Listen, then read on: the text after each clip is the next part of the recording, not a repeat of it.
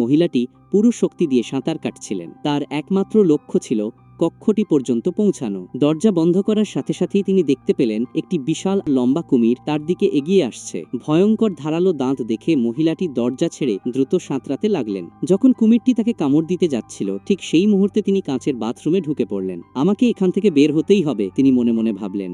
বিশাল জন্তুটির সামনে ভয়ে কাঁপতে কাঁপতে তিনি কোণে লুকিয়ে পড়লেন।